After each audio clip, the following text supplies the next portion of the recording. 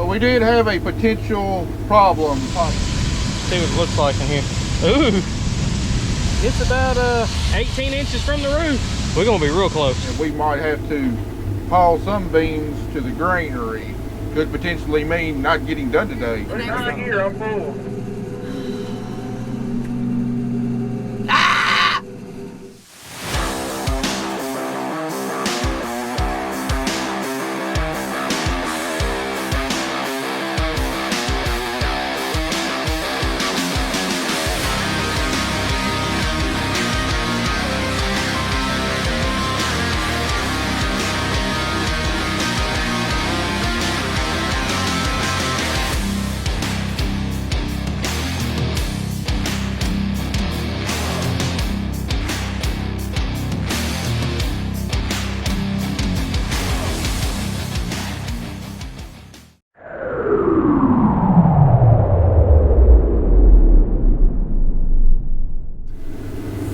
To kick it up a gear, I'm rolling over here. Yes sir, Matt GoPro, I will do that. I tell you what, it's days like this, it's actually fun to cut some beans. Got a nice stiff wind blowing. We've already had a frost to kill all the green stems on the beans. They're going through the combine really easy, threshing easily. Able to run on along 5.5 miles an hour, 35 foot at a time. Putting out about 1,300 bushels per hour through the combine. Really enjoyable cutting beans today. Too bad our easiest cutting had to come on the last day of harvest. But hey, better late than never. We also putting out the dust too. Our Roy over there sitting still had an O-ring first on a hydraulic line on the tractor, unfortunately. Zach's going to get another O-ring when he's back at the shop unloading. I think you left a strip over here, Matt.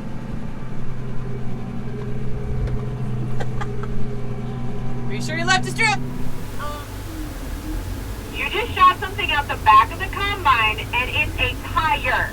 You sucked up a tire and shot it out the back end of the combine. What the heck? Which means you probably need to check things to make sure you didn't break nothing.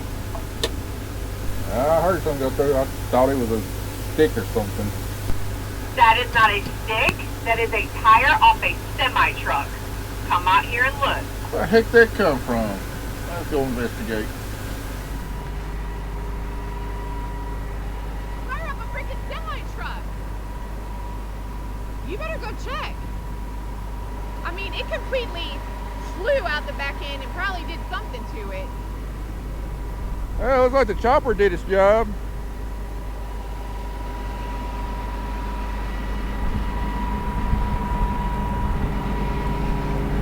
Here, hold this. God dang, man. How'd you not see that? Kelly, those beans are laying flat down on the ground. They're covering it up.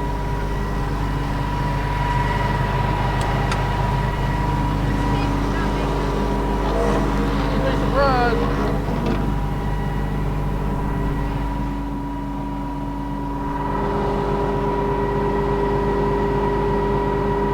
Everything looks good. Looks like all the knives are still on the chopper. Yeah, well, I would run it clear first before you even do anything. Good God, man. Nothing that screens is busted. Well, it looks like the rim's not still attached, so I guess we're okay. I said I'm not going to be able to recap that tire. Oh, fun times on the last day. Gotta love it. When he was going around the edge over here earlier, you know, just trucking along the edge, which is next to a road, and then all of a sudden he dumps and then goes in front of me, starts combine up, and this boom comes out the back end. Boom, boom, boom. Sucked up an entire truck tire. Not like a truck tire, like a semi-truck tire. Yeah. Because, you know, we don't have a long list of repairs this winter. You know, we just need to add more. Just add more.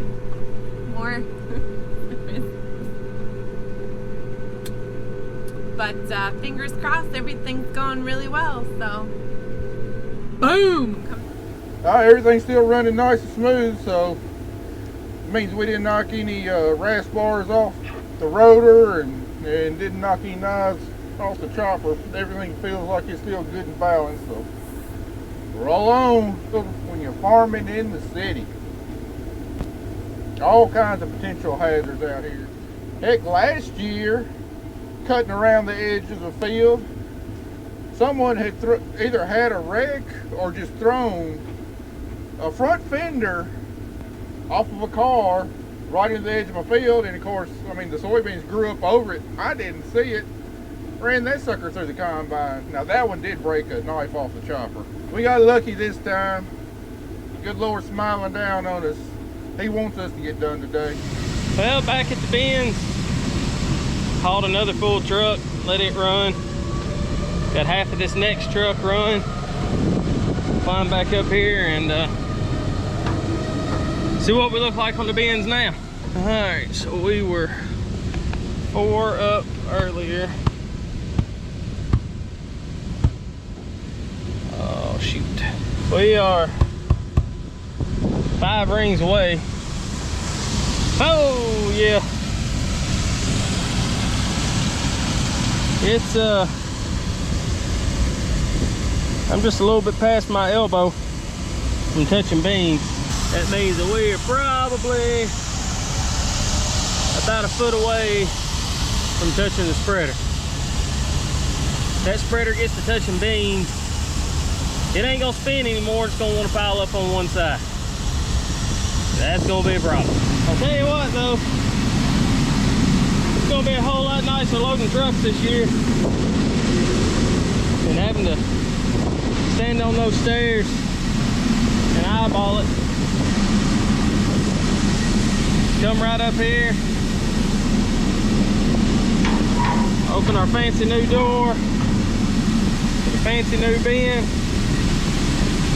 look right in on top of it. Plus they said we can fill a truck in like 8 minutes. So I'm gonna be super busy. I think we're gonna have to trim a little bit off of that downspout, but no biggie. Ain't nothing a good sharp pocket knife won't fix. I get yelled at all the time. What are you doing sitting there? What are you doing? Let's go. What is he doing? Sitting there. Just sitting there. I don't even know what he's doing. Watching TV? You watching TV? Yo, man, can we go? Let's go. Are you good? I'm not just good, I'm the best. Let's roll, buddy. Well, we have now run approximately 2,000 acres through this combine since we wrecked it after corn harvest last fall. And I gotta say, you know, I was concerned with my decision to try and fix it and keep it, not knowing what hidden damage might be in the machine. And based upon the comments of a lot of people, they did not agree with my decision to keep it. However, I knew the machine I had, I was confident in my decision, and I knew how thoroughly we inspected the combine. Without completely disassembling it, you can't inspect things like gearboxes, final drives, that kind of stuff. I decided to take the risk and keep this machine, and 2,000 acres later, that's a decision I don't regret at all. We've only had, since we got this machine back, we've only had 2 problems that could be possibly linked to the accident. The first one was last day of harvest last year. You know, we had cracks in the chopper frame. We temporarily welded them in the field. In the all season, we had them professionally welded and braced up. Have not had any further problems out of that whatsoever. And then during wheat harvest, we had a problem with the rotor in the gearbox, and we wound up having to replace the gearbox. Now, this machine's got a lot of hours on it. It's possible that that gearbox issue was not related to the accident, but it's also possible it was related to the accident. I gotta say, I'm really impressed with what this combine's done. I'm really impressed with how heavily Case IH designed this machine and built it. And you know, when you add up what the repairs that we had done last fall, welding up the chopper frame, and then the repair during wheat harvest, replaced the gearbox, my total cost on all that was just a tad over $50,000. Now insurance wound up totaling out my combine and paying me the full value of the combine, which I think was $128,000 or so. Insurance paid me that. I bought the combine back from them for I think around $10,000. Then paid then with all these repairs, paid about $50,000 out of my pocket. So I'm in this combine again for somewhere around $60,000 plus or minus. And insurance paid me $128,000. Think about it that way. You know, it was a risk on my part, but the accident was actually beneficial to me financially. You know, we actually making a decent profit on it. You know, the insurance company didn't want to assume the risk that when they started repairing my combine, they would find a bunch of other additional things that would drive up the cost. So, you know, they really didn't even consider it that much. They totaled it out and paid me the value. Then I was able to buy it back from them, and after I got it fixed, I was able to get it reinsured again. So I've got complete coverage on it. So to all those viewers that said I was stupid for not totaling this combine out and going with another one, I'm not going to tell you to eat crow, because you could have very well been right, I could have been wrong. But just know, anything I do on this farm, I put a lot of thought in, and there's very specific reasons why I do things the way I do them. You might not agree. Nobody says you got to agree. Everybody's entitled to have their own opinion. A lot of times I'm right, sometimes I'm wrong. Fortunately, in this case, I was right, because if I had been wrong, it wouldn't have been a pretty picture financially, I don't imagine. How about you, Zach? Yeah, go ahead. What does the storage situation look like? I'm figuring about anything away from the door. I'll tell you what we can do. I just thought of it. We can hold a couple loads in that new holding tank. That was going to be my question to you. How many more loads you thought between planting and here, and if you thought it fit in that storage bin? Well, there's probably going to be, I'm guessing, 15, maybe 1,800 bushels over there on planting. After this load, which will go in the bin, might have half to 3/4 of a load left over here, but we got the capacity to hold 3 more loads total after you fill the bin up. Well, there you go, folks. We are going to run out of storage space, but luckily we just remembered we got that new holding bin, about 2,100 bushels, so we're going to fill bin number 2 all the way to the brim. Then we're going to start putting that holding bin. It'll hold 2 loads, maybe just a hair over 2 loads. And then of course we'll have the truck. We can hold about 1,000 bushels on the truck. And hopefully that will get all of our beans out of the field today. One final trip up the stairs. We had determined that there's no way all of it's gonna fit in the grain bin. Matt's still got like 3/4 of a load over on the farm that we're on, and we still got 26 acres at the other farm. I'm trying to squeeze this last truck into this bin, then we're going to use the fancy new bin to put the rest of it in. But I've got to get this truck in here, because with what he's got left over and at the other farm, I got to get as much in here, because if not, I'm not going to be able to fit it all in the loadout bin. So that's what we're looking at. I'm literally right there. I'm like 6 inches from the door. Still got half a truck left to load in here. It's gonna fit. But that's all it's gonna hold. And the rest of it's gonna have to go on the new loadout bin, so. She full. Alright, Zach won't meet us over at Clanton with the truck. You haul the header over there, and then when Zach gets over there, you and him can run back here and grab the grain buggy. Alright, Smith's Family Farm is done. On the Clanton, we've got 27 acres over there, and we'll be done. NOAA just recently changed the forecast. We got rain coming in tonight. 90% chance of rain according to them. You know, sometime around 3 a.m. this morning. 90% chance, quarter to half inch possible. So we are in a race. If we don't get done today, we're going to be rained out. But I mean, we only got 27 more acres. We definitely got time to do it, as long as my equipment allows me to do it. And right now, a lot is being held together by duct tape, baling wire, and spit. So things just got a little bit more interesting, especially if we have any kind of breakdowns.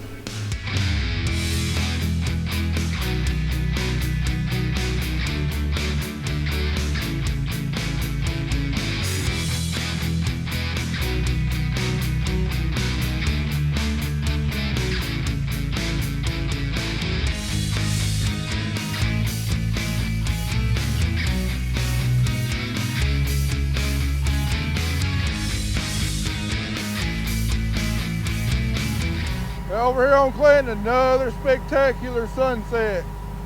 Unfortunately, that sunset is because of the storm clouds rolling in. These storm clouds should not affect me. Hopefully. We'll be done before the rain gets here, God willing. Last harvest sunset of the season, guys. Enjoy. Kelly just finally got over here to Clinton with a grain buggy. About 22 more acres to go. So it is now 6:30, and we are on the last field of double crop soybeans. And then we gotta take everything back to the shop and put it underneath the shed because it's supposed to rain. We got a cold front coming in, so Matt still has to go plant the rest of the cover crop because Roy had to leave early. And then we should be done. Yeah, so. Well, you want to see what deer will do to the soybean field? Take a good look there. I know you can't see it, but we're in a little secluded cove here. Got trees all around. And it's pretty much a 24-hour open buffet for deer. I mean, they just flat ate them up, and when the beans try to grow out of it, they'd eat some more, and they'd eat some more. Those beans, about 6 inches tall. What few beans are left out there? I mean, they cut my yield here by about 90% because my yield monitor is showing about 6 bushels per acre. Down to 5 now. You know, I talked about the problem we got with armadillos becoming a bigger and bigger problem. Well, same way with deer. Their populations are growing, and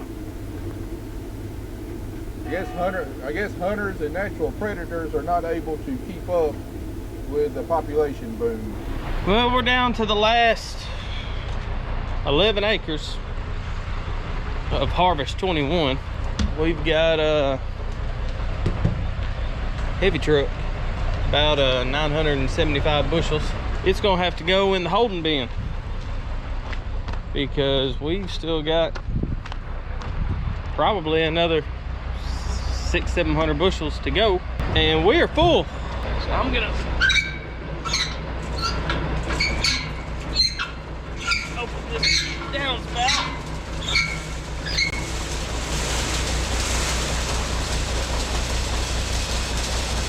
And I'm gonna make sure that I got the slide door closed before I just go dumping it right back in the truck and completely wasting time. We'll take one final look up on top of bin 2. See just how close to the door we got it full. All right, there. Oh, we gotta be at the door. Oh, God.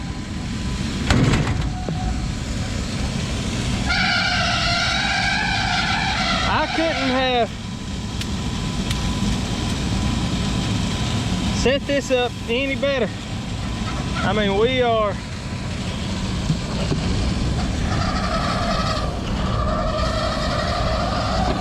just how much space we got in between there and where the beans are. Oh, stop it. God, I hate that belt.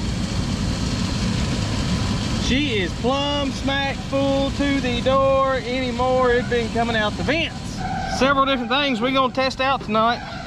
We're gonna see just how long it takes to fill up that loadout bin, and we're gonna get to see how the bin level indicators work. We're gonna get to test everything out and get a trial run before we actually have to start hauling. All right, guys, well, here we are, the last few rounds. Harvest 2021, 7 o'clock in the evening. And not a moment too soon, cause our wind has died down and things have gotten damp really quick. I don't know how much longer we would be able to keep on cutting tonight if we had to. All right, are you ready for it? Are you ready for it? Here we go, last pass.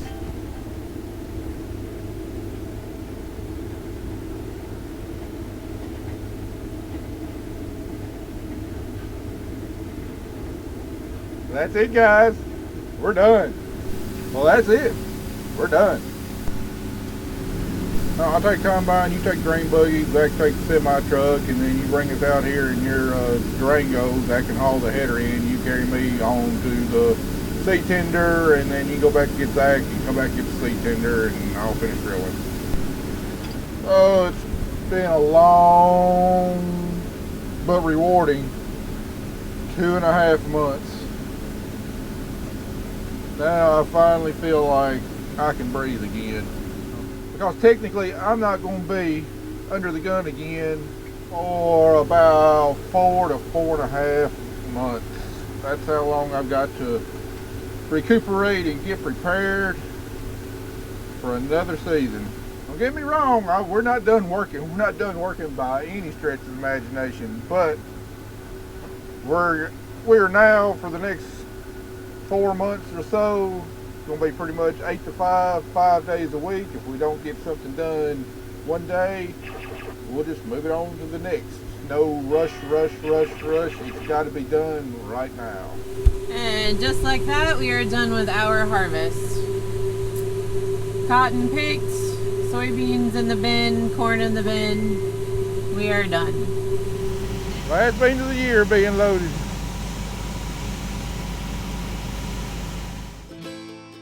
Lord, you brought us to the end of another season. Once again, you've proven your faithfulness. With the prospect of another difficult season in front of us, with a loss of 23% of our acres, you've come through and provided some record crops for us. Lord, I owe you all the glory and all the credit. Without you, none of this is possible. Thank you for watching over us and providing for us, Lord, keeping us safe throughout the busy harvest season. Now please be with us in the coming months, watch over us and guide us as we prepare to put another crop in. Your grace knows no boundaries. For we pray in Christ's name, amen.